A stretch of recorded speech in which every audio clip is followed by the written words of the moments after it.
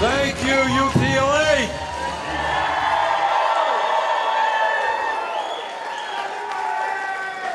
Brothers and sisters, it is time for a political revolution.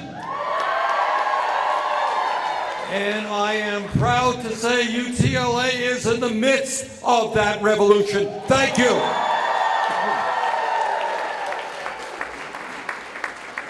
I want to thank Diane Ravitch for her comments. And I want to thank all of you for what you do. When I talk about a political revolution, I'm talking about several things. I am talking about millions of people standing up to the billionaire class and the 1% and demanding a fundamental change in our national priorities so that we have an economy and a government that works for all of us, not just the few.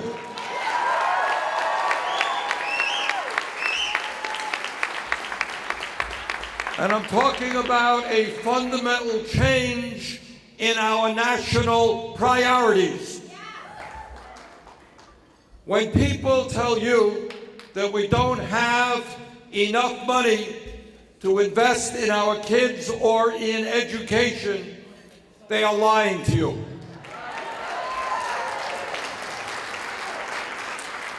This is the wealthiest country in the history of the world.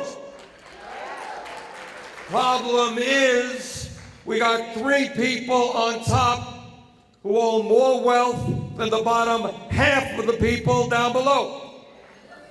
We got the top 1% owning more wealth than the bottom 92%. We got 49% of all new income going to the top 1%. So we demand an economy and a government that says that if you love America, you're going to love the children of America.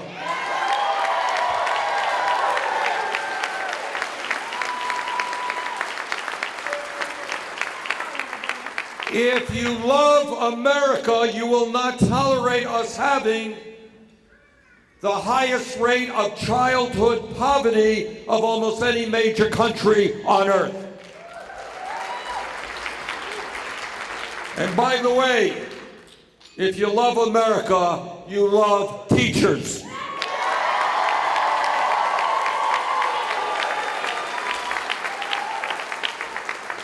So the political revolution is changing what we believe to be possible. If Trump and his billionaire friends think that it is okay to give $1.5 trillion in tax breaks to the 1% and large profitable corporations, don't tell me that we cannot guarantee health care to every man, woman, and child as a human right.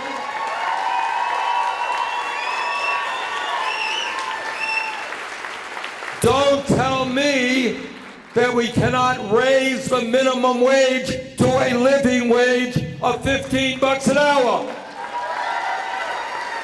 Don't tell me that we cannot make public colleges and universities tuition free. Don't tell me that we cannot cancel all student debt in America.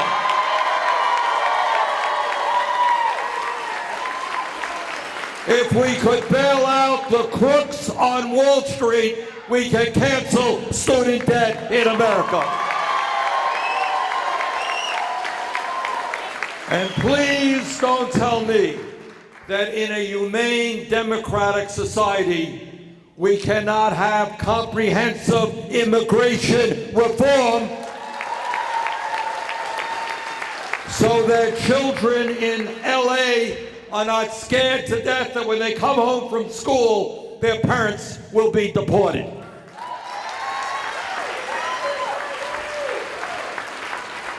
And when we talk about a political revolution, It means that working people have got to stand up and fight for their rights, and that is why I was so proud to support the LA teachers' strike and your great victory.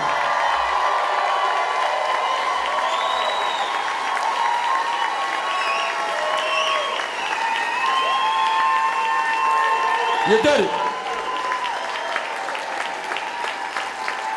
What you did is not just stand up for yourselves, you stood up for the children. And that is what we have to do all over America. And I am delighted to see from coast to coast, school teachers, even in conservative states, standing up to their state legislatures and saying no more tax breaks for billionaires when our children are not getting the education they deserve.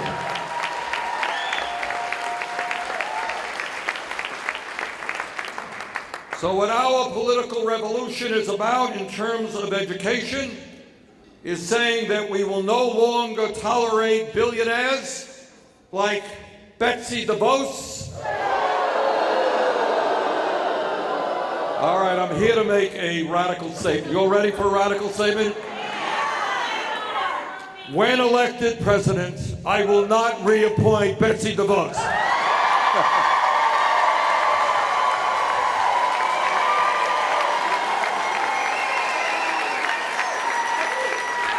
Not that I ever thought that I would, but another radical idea is maybe we appoint somebody who knows something about public education.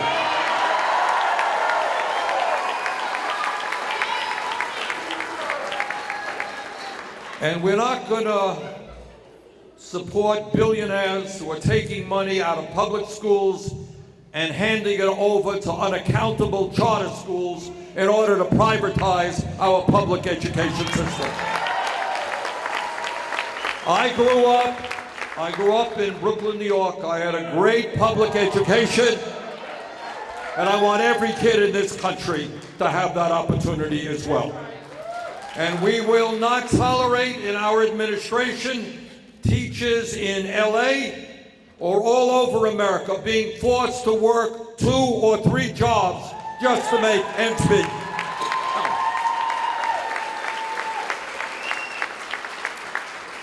You know, there was a study that came out a couple of years ago, and it showed that 25 hedge fund managers made twice as much money in a year as all of the kindergarten teachers in America combined. Well, we're going to change our priorities in terms of what we believe is important. Our teachers are doing a lot more important work than hedge fund managers.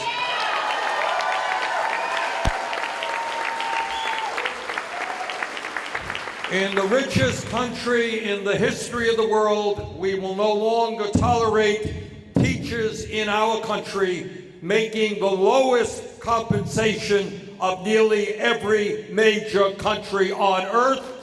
Our teachers should be among the highest paid in the world, not the lowest paid.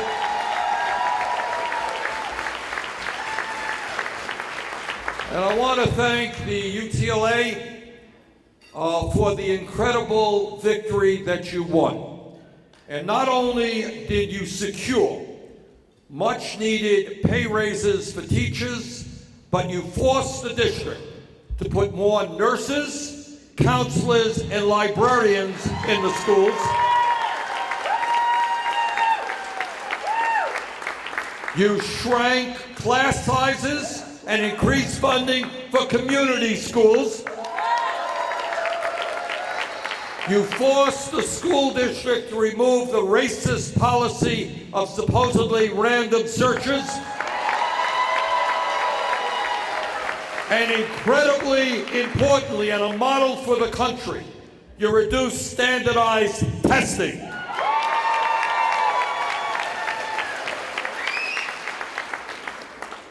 Make no mistake about it, your victory is sending a message to teachers and working class Americans all over this country. And that is when people stand together, when teachers and the community stand together and fight for the kids, there is nothing that we cannot accomplish. Thank you very much.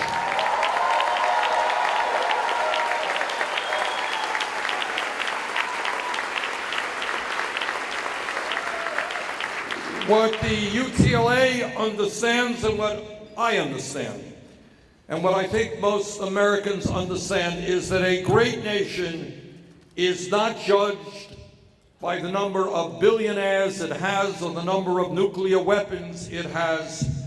It is judged by its compassion about how it treats the most vulnerable people in the country, our children, our elderly, our disabled people. And today I am honored to be here with you to endorse UTLA's New Deal for public education.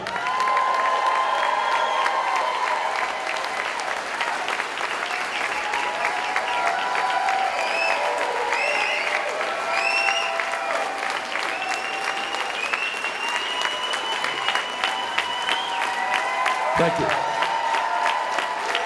Look, you're thanking me, I am thanking you. I am thanking you for standing up for sane national priorities, for standing up for our kids, for standing up for the working class of this country. Thank you, UTLA. And what the New Deal for public education means is that we will stop the privatization of public schools. We will fully fund public education.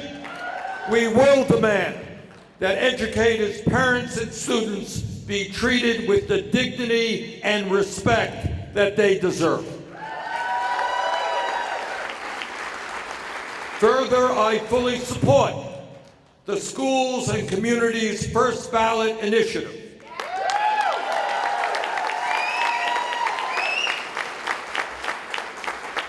The time is long, long overdue for us to give tax breaks and loopholes to billionaires or real estate developers when 500,000 people are sleeping out on the streets tonight and when our kids are not getting the education they deserve.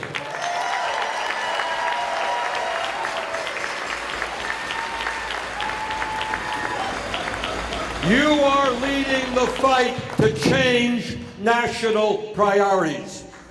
And I stand with you very proudly in that goal. Thank you, we love you. It is unacceptable to me that California, such a great state, and a state with incredible wealth, ranks 43rd in public school funding and has a $22 billion funding gap in terms of what schools need to meet the state's own educational goals.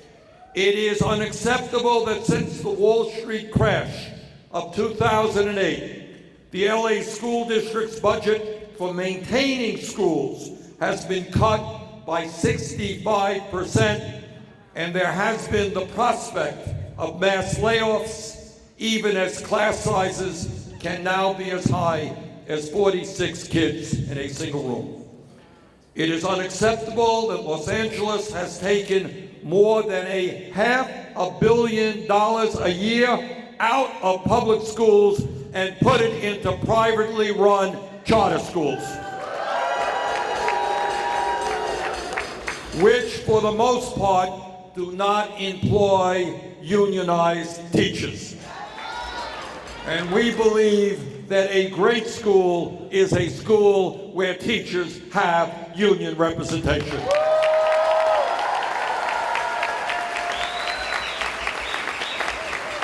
At a time when the data tells us that charter schools are intensifying racial segregation in our school system, roughly 1 in 5 LA students attends a charter school, and this city now has more charter school students than any other city in America.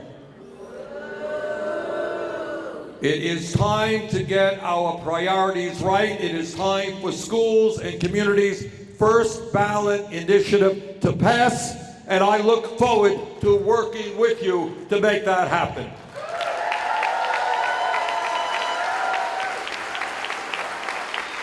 As Diane Ravitch mentioned on her video, I am extremely proud to have introduced the strongest and most progressive public education plan of any candidate running for president.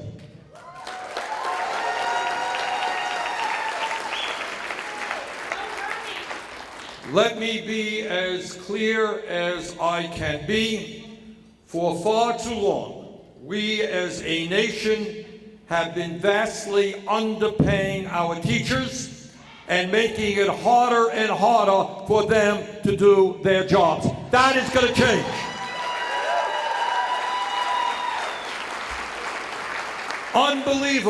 Unbelievably, when we appreciate the enormously important work that teachers are doing, we are looking at a nation in which a third of all teachers are working a second job and running up debt just to make ends meet.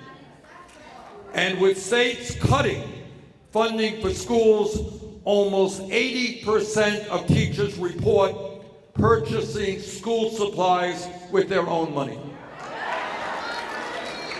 You should not be penalized because of your decency and your concern for your kids.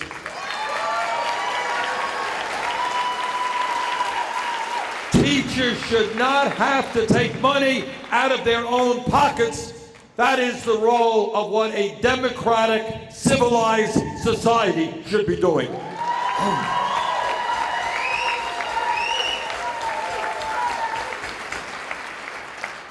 And unbelievably, when we all believe in community schools, we find that in more and more states and cities in America, teachers can no longer afford to live in the school districts where they teach. As a result of low pay and other inequities, 20% of teachers now leave the profession within 5 years. How horrible is that? How horrible is it that teachers who got the education to do the work that we need with kids who love the children cannot afford to stay in the work that they love? A 40% increase from historical averages in terms of teachers leaving schools. I want teachers in this country to stand up and say proudly, I love the enormously important work that I do, that every day I get charged up by doing great things with beautiful kids. And I plan to stay there for as long as I possibly can. That's what I want teachers to do.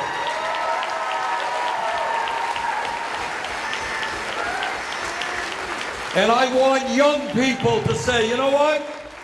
When I graduate college, I'm going to do some of the most important work that possibly can be done. And I am so proud that I'm going to go into the teaching profession. I want our best and brightest to be saying that.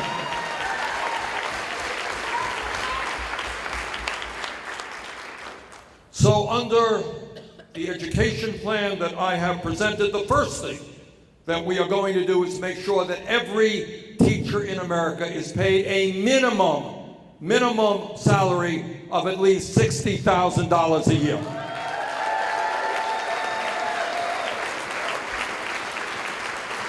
And that includes cost of living increases so that teachers are not priced out of their school districts.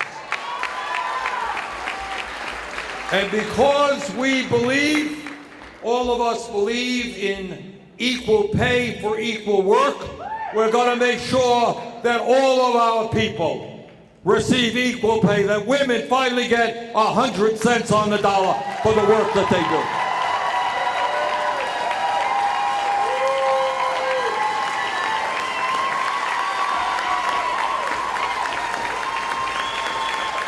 And that means also ending racial disparities in teachers' pay. And this is not a terribly radical idea, but we are going to create a grant program for teachers to pay for the school supplies they need, and we're going to triple the tax deduction for teachers when they spend their own money out of pocket.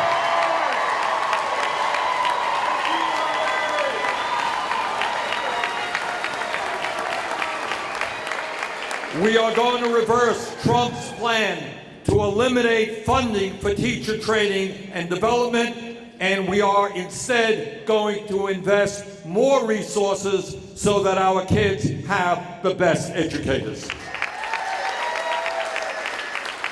And with that training, we're going to start respecting teachers as the professionals that they are. Instead of restrictive policies that force teachers to teach to the test, we're going to support programs that let teachers develop customized curriculum for their particular students. Because we understand that a one-size-fits-all approach stifles education and takes the joy out of teaching and learning. And not only are we going to invest in our teachers, we are going to rebuild, reinvest, and revitalize our public schools. We need to see our schools not as places where we warehouse kids, but as places where we create an environment that is conducive to learning and that ends up being the center of community life.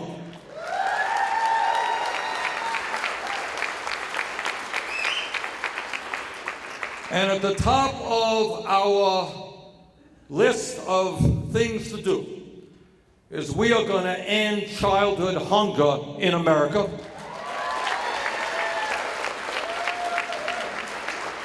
Today, 1 in every 6 children in school is going hungry. And a Bernie Sanders administration will provide year-round free universal school meals. Kids cannot learn if they are hungry, and kids in America should not be going hungry.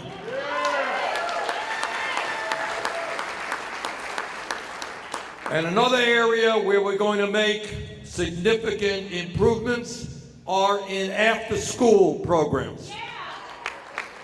Trump wants to cut or eliminate those programs. We are going to greatly expand those programs. And by the way, we're also going to significantly increase funding for summer programs as well. Study after study shows that many kids lose a lot of what they have learned by the time they get back to school in the fall. If we have summer programs where kids have recreation and educational opportunities, you're going to have parents who are happy, you're going to have kids who are happy, and you're going to have teachers who are happy as well.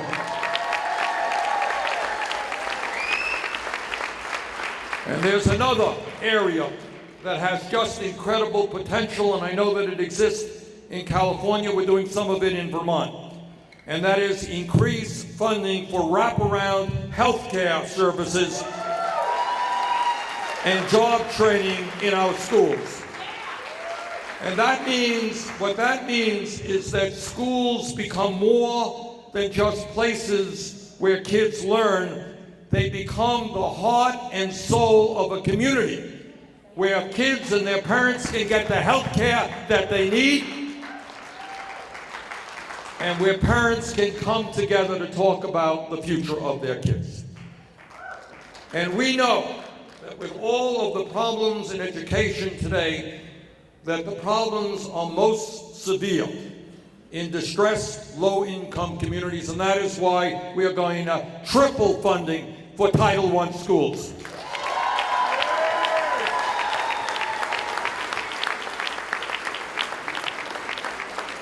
We're going to also increase funding for the Individuals with Disabilities Education Act idea by more than $32 billion each and every year. You know, and I know that more and more kids in California and across this country, for a wide variety of reasons, are coming into school with a whole lot of problems. We need to address those problems, and that is why we substantially increase funding for the IDEA program.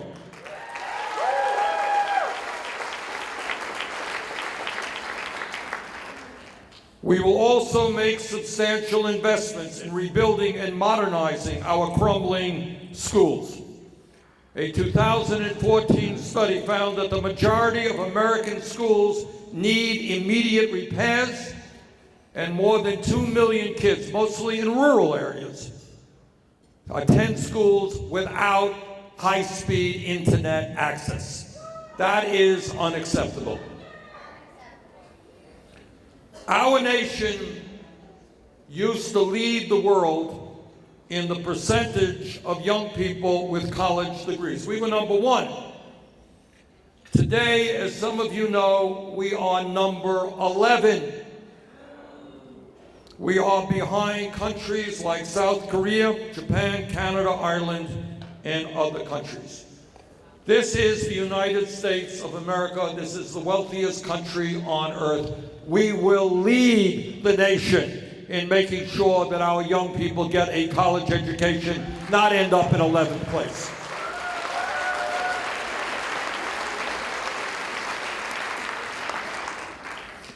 Year after year, decade after decade, we have seen Republicans in Washington, D.C. and in state capitals, and Democrats as well, make savage cuts to public education and sharply reduce educational opportunities for low-income students, students of color, and students with disabilities, while at the same time passing huge tax breaks to the wealthiest Americans and the most profitable corporations.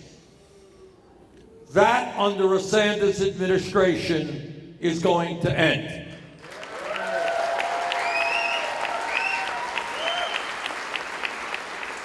We will no longer allow large profitable corporations like Amazon and many others to pay nothing in federal income tax.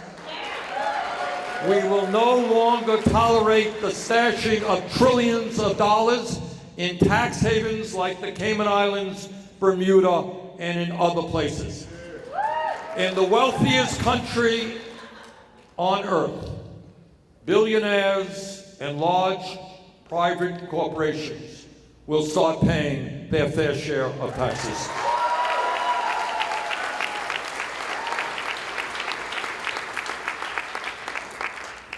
And by the way, unbelievably as it may be, although under the Trump administration nothing is unbelievable, we no longer use that word. I haven't checked out his latest tweet this morning, but you have, this is how bad it is, that is part of the ultra-conservative attacks on public education. More than 24 of Donald Trump's judicial nominees have refused to say that they would support the original Brown versus Board decision. Can you believe that? Meanwhile, while we have judges who apparently want to bring us back to segregated schools, the state of our educational system is falling further and further behind other countries. Today, out of 35 major countries throughout the world, the U.S. ranks 30th in math, 24th in reading, and 19th in science. Under a Sanders administration, brothers and sisters, we are going to change that.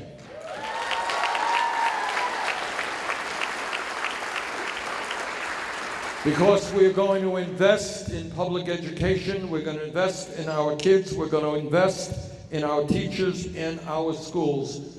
our kids are going to come out of school as the best educated children in the world. And because far too many of our schools are becoming resegregated, if you are a student of color, and that is the vast majority of the students in the LA school district, the chances are that your math, science, and reading scores are even lower than the general average. In the 21st century, as I mentioned a moment ago, when we talk about public education, it is not good enough just to talk about K through 12. It is literally unbelievable to me when psychologists tell us that the most important years of human development are 0 through 4.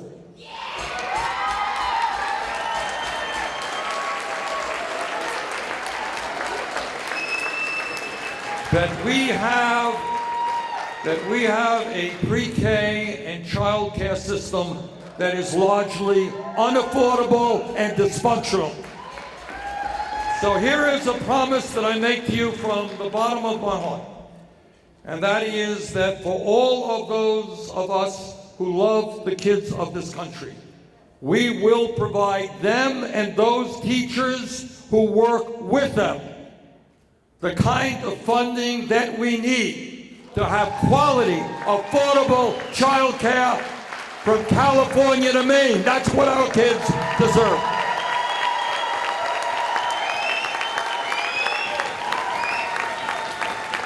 I don't want our kids who are 2 or 3 years old to be staying in somebody's house watching television all day. I want our child care pre-K workers to be well paid and proud of their profession.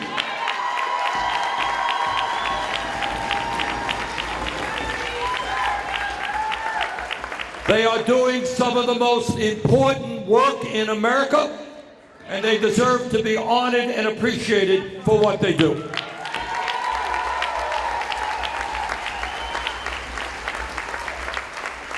Now, I know all of this stuff to some people is going to sound very, very radical. Imagine in the wealthiest country in the world having high-quality, affordable child care to all of our children. Imagine investing in public education so that we have the best educated population on earth. Imagine doing what Germany and Scandinavia are already doing, making public colleges and universities tuition-free.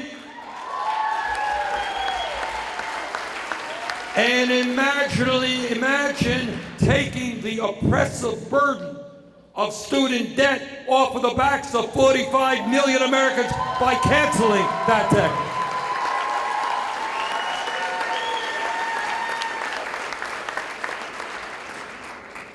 So what the political revolution is about, it is about, of course, investing in education and honoring our children and honoring our teachers. Of course, it's about making sure that we do what every other major country on earth does, and making sure that health care is understood as a human right, not a privilege, passing a Medicare for all.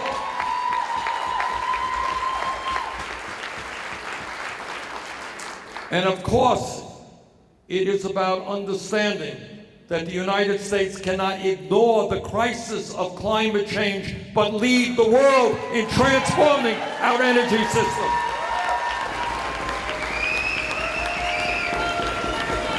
And of course, it is about finally ending institutional racism in this country.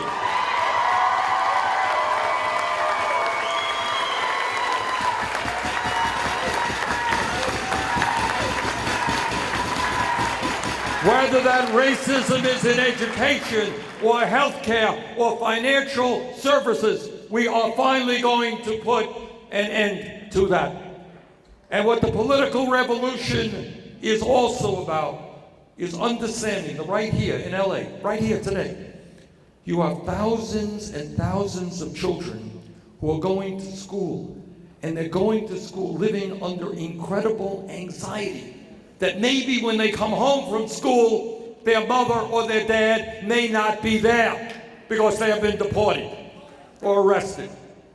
And that is why all of us understand that the time is long overdue not to treat the undocumented in this country as criminals, but to move to comprehensive immigration reform and a path towards citizenship.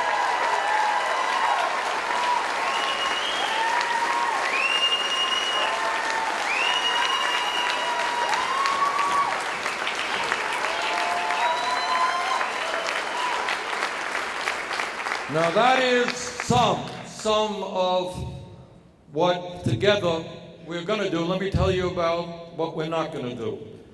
We are not going to do what Donald Trump and Betsy DeVos are proposing. We are not going to put $500 million to expand charter schools, which have only increased education inequality in our country.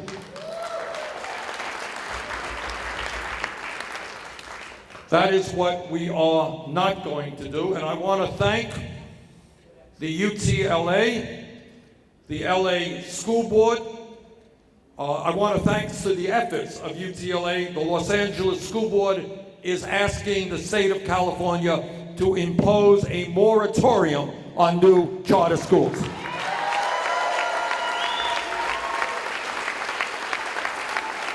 Thank you, UTLA. At the national level, as you may know, the NAACP, and I just spoke there yesterday, has been demanding a ban on for-profit charter schools and a moratorium on federal funding of new charter schools until we can ensure that they are operating with transparency and accountability. As President of the United States, I will institute that ban and implement a moratorium on federal funding of new charter schools. We are going to make sure that charter schools face the same oversight and transparency requirements as do the public schools of this country. We are going to restrict the pay of charter school CEOs. So that public money is supporting students and not subsidizing huge payouts to a handful of executives.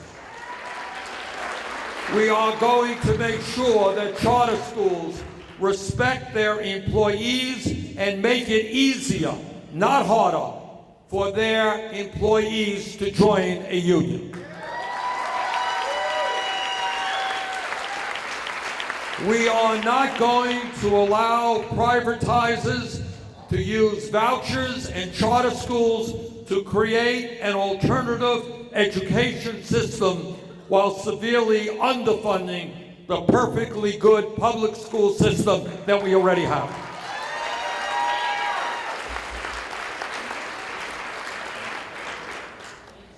Brothers and sisters, this is a pivotal moment in American history. For the last 45 years, we have seen attack after attack against the working class of this country. Despite a huge increase in technology and productivity, the average worker today, if you can believe it, is making the same amount of money as he or she made 45 years ago. Over the last 30 years, top 1% have seen a $21 trillion increase in their wealth, while the bottom 50% have seen a $900 billion decrease in their wealth.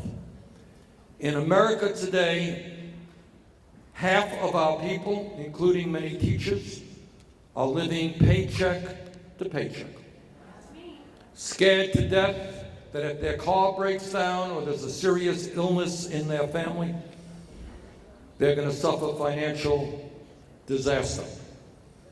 In America today, over 80 million Americans are either uninsured or underinsured. And we are losing 30,000 people every single year who die because they don't get to a doctor on time. In America today, 1 out of 5 Americans cannot even afford the prescription drugs that their doctors prescribe. And we pay by far the highest prices in the world for medicine. In America today, many of your wonderful young kids who do well in school, who dream of making it into the middle class, cannot afford to go to college. And 45 million people are struggling with student debt. What we need in this country is a political revolution. What we need in this country are millions of people. And I know I get the corporate media a little bit nervous when I talk about this. But what we need in America are not just great ideas, we need those.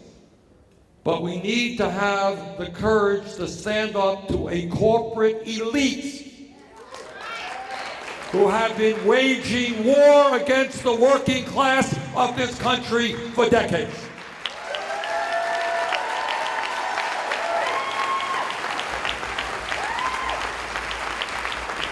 Eleven years ago, we bailed out the crooks on Wall Street, and now they are charging our people 20, 25, 30% interest rates on their credit cards. It is shame. It's usury. We are dealing with an insurance industry who will spend hundreds of millions of dollars to protect their profits and the outrageous compensation packages their CEOs make in order to stop us to move to health care for all. We're dealing with a pharmaceutical industry made $69 billion in profits last year, but was able to spend $130 million in California to stop the state from trying to lower prescription drug costs. We are dealing with a fossil fuel industry that gets massive subsidies and tax breaks, makes tens of billions in profits as they destroy this planet. We are dealing with a private prison industrial complex that makes billions while we have more people in jail than any other country on earth. We're dealing with a military industrial complex that wants incredible increases in military spending while children go hungry. So brothers and sisters, at this moment in history, we have got to do 2 fundamental things. Number 1, we must defeat the most dangerous president in the modern history of this country.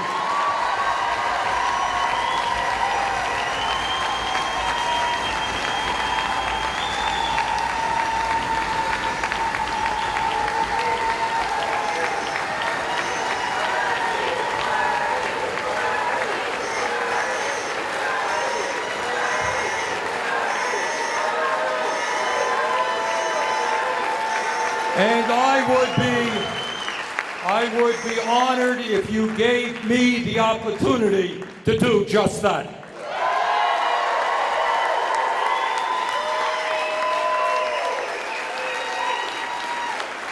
But secondly, it is, some people say, well, all we have to do is defeat Trump. Well, we have to defeat Trump, but we've got to do a lot more. We need to bring fundamental and structural reform to this country. And I want everybody not to accept what the media and the corporate world tell us, think small, this, little, this. We are a wealthy country. We don't need to have 40 million people living in poverty. Right? We don't need to have crumbling school buildings. We don't need to have over 80 million people uninsured or underinsured. We don't need to be suffering from the droughts and the floods and the extreme weather disturbances without leading the world in the fight against climate change. We don't need to have millions of undocumented people living in fear and young kids ending up in jail rather than in college. We are America. We are the greatest country in the history of the world. We have done such extraordinary things. And at this moment in history, our job is to reject Trump's racism and his sexism and his homophobia and his religious bigotry. Trump thinks that he is going to win re-election by dividing us up. Well, we got bad news for him. We are going to win this election by bringing our people together.